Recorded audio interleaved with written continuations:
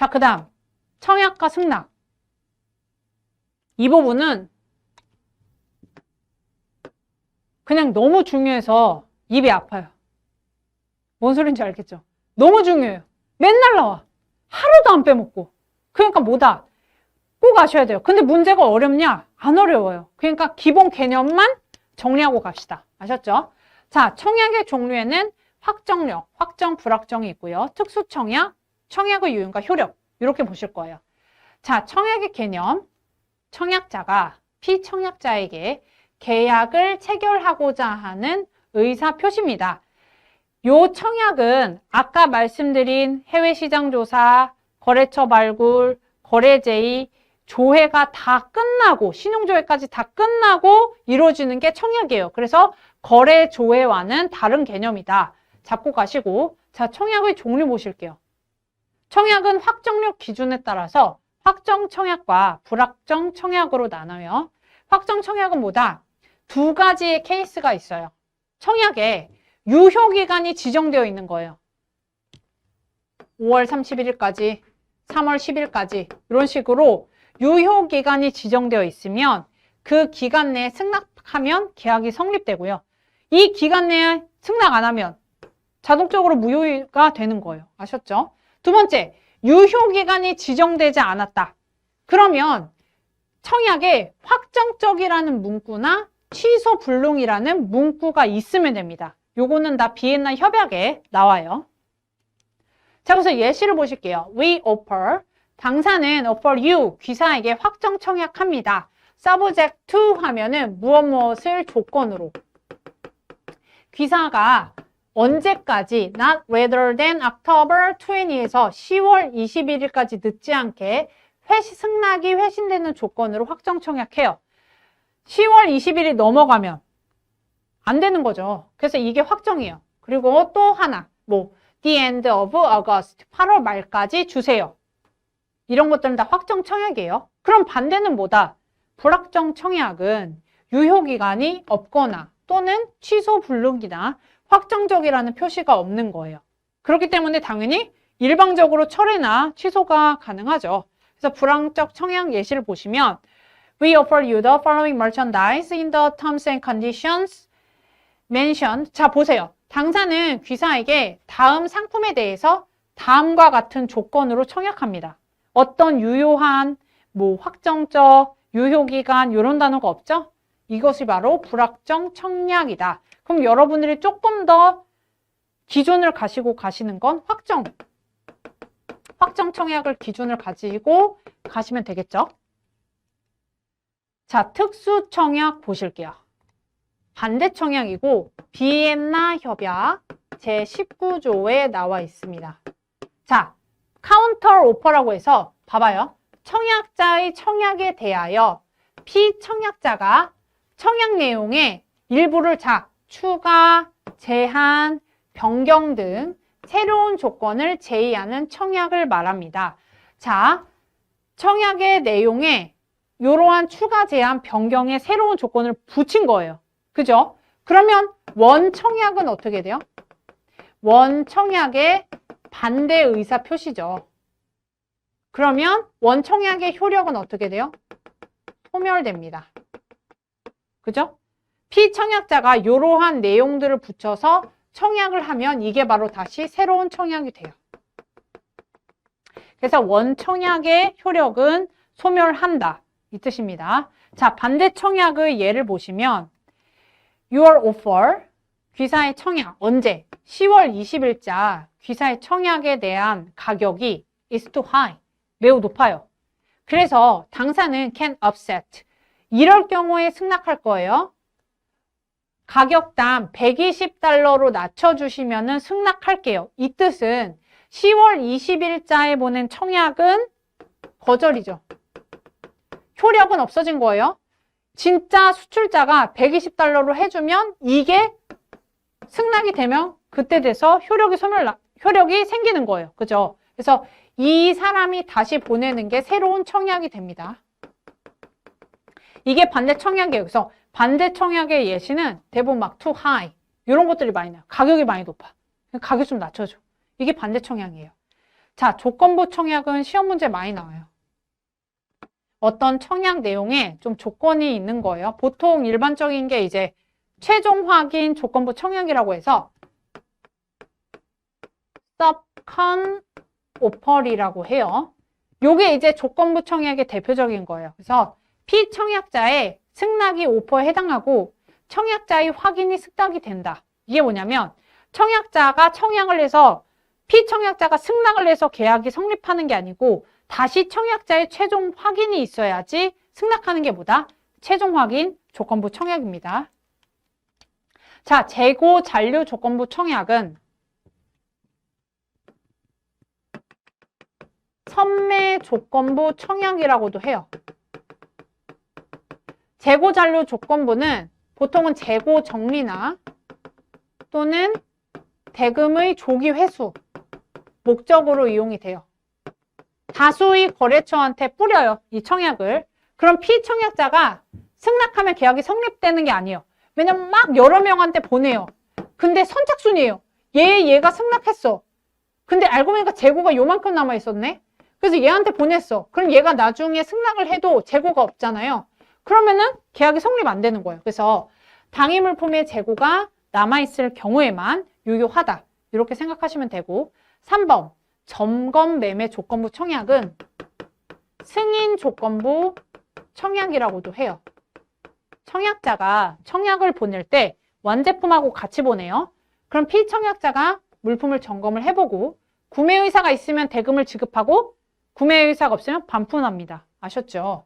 자, 그 다음 4번 반환 조건부 청약은 위탁 판매 조건 오퍼예요. 그래서 보통 서적, 뭐 종교 서적이나 잡지가 거래 대상이 되고요. 위탁 판매하고 남은 거는 반품하는 조건이 이제 위탁 판매 조건이고 시황 조건부 청약은 2020년도에 기출로 나왔었습니다. 가격 불확정 청약 이런 것도 되고요. 시황 변동에 따라서 사전 통지 없이 제시 가격이 언제든 변경한다는 조건이에요. 아셨죠? 그래서 이 조건부 청약은 시험 문제에 자주 나오니까 정리하시고 자, 기출 볼게요. 조건부 청약 중 성격이 다른 거. 딱 봐도 한 번에 찍고 넘어가야죠. 승인부 청약, 점검 매매 조건부 청약, 예약 불능, 통지 없이 가격 변동, 시황 변동 조건부. 다 청약 당시에는 가격을 결정할 수 없어서 중간에 가격을 결정한다는 내용이 바로 1, 2, 3번. 자, 정리하셔야 되겠죠. 자, 두 번째, 청약 등에 대한 내용 설명으로 옳지 않은 것. 2번이 정답인데 요거는 반대 청약에 대한 내용이고요. CISG 제19조에 나와요. 청약 조건을 실질적으로 변동시키는 것은 중요합니다. 대금 지급, 분쟁 해결 변경, 인도 조건의 조회? 인도 조건의 조회가 중요한 실질적인 내용이 아니죠. 요것 때문에 틀렸어요. 19조에는 정확히 어떤 게 중요한 변경 조항으로 나와 있냐면 대금 지급, 인도 장소의 변경이나 인도 시기, 또 물품의 품질, 수량, 또 분쟁 해결 조항, 또 당사자의 책임 범위 이런 것들이 변경되면은 청약이 완전 변경된 것으로 봐요. 아셨죠? 그래서 답은 2번이다. 나머지는 정리하시면 돼요. 자, 세 번째, 청약의 유의는 상대방으로 하여금 자기에게 청약을 하도록 유도하는 거예요. 그래서 실제 계약 체결이나 청약이 아니고 예비적 교섭이다. 이 단어가 나오면 청약의 유인입니다. 그래서 We offer you subject to our final confirmation 하면 당사는 어떤 것을 조건으로 당사가 최종 컨펌하는 조건으로 청약을 합니다. 자, 청약을 해요. 청약의 유인이죠. 그러면 우리 네 오퍼 승낙할게. 이게 청약이 되는 거예요. 자, 청약의 유인 들어갔고 청약을 하면 최종으로 확인됐어. 이게 승낙이죠. 그래서 청약의 유인의 대표적인 게 뭐다? 최종 확인 조건부 청약하고 광고 이런 것들이에요.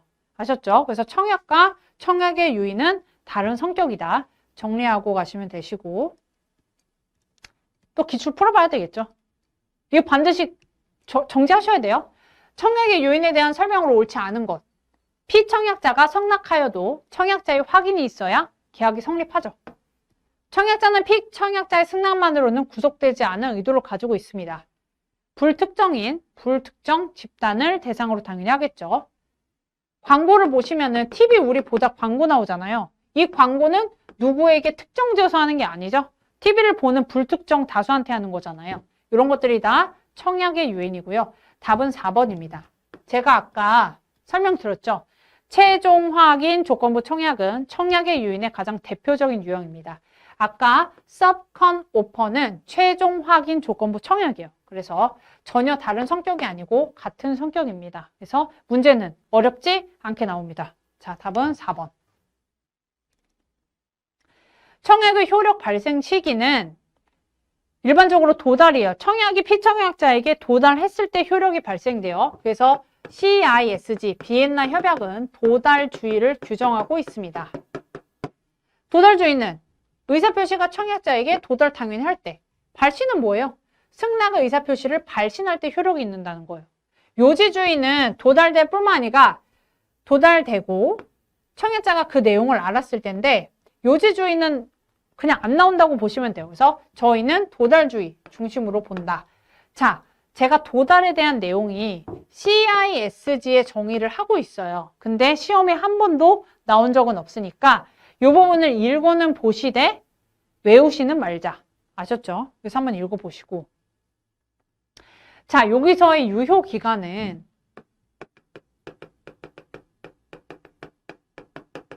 청약의 효력 존속기간이에요. 자, 확정청약은 뭐예요? 확정청약, 청약을 1월 1일에 발송했어요. 청약에는 10월, 뭐 예를 들어서 2월 3일까지 회신하는 조건의 청약이다 하면은 1월 1일부터 2월 3일까지는 효력이 있는 거죠. 유효기간이 되는 거예요. 그죠? 그래서 유효기간이 명시되고 유효기간이 명시되지 않으면 약간 애매하긴 한데 어떻게 규정되냐면 합리적 기간, 상당한 기간 내에 승낙이 되면은 계약이 체결된 것으로 본다. 이렇게 보고 있어요. 그래서 그냥 이해를 돕기 위한 거지 또 외우실 필요는 없습니다. 자, 청약의 효력 소멸은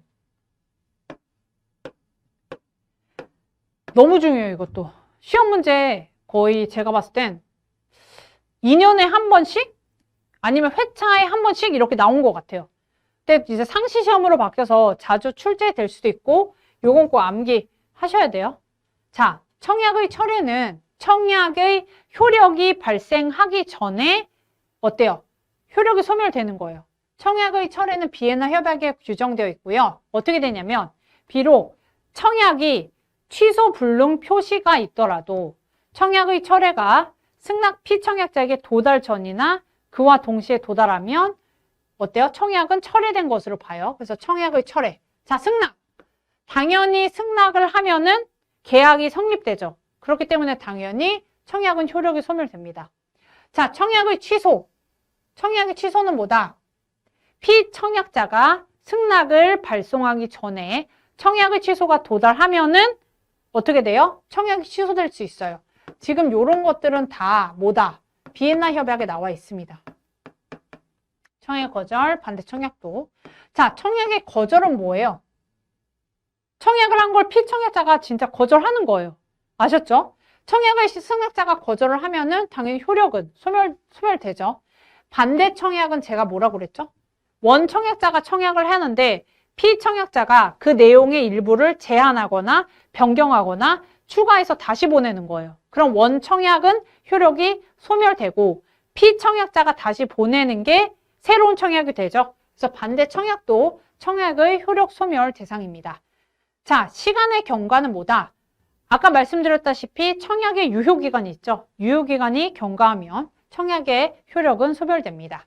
자, 후발적 위법은 뭐냐? 매매계약이 체결됐어요. 근데 그 매매계약의 이행의 어떤 내용이 그 나라의 법률이 개정되면서 위법이 되는 거야. 그러면 이건 의도치 않게 위법이 되니까 당연히 그때 자동으로 효력은 소멸됩니다. 그래서 대표적인 게 뭐 전쟁 이런 게 있어요. 전쟁 같은 게 발발하면 청약의 효력은 소멸이 돼요. 그 다음 당사자의 사망. 그래서 요 7가지는 암기를 하자. 아셨죠?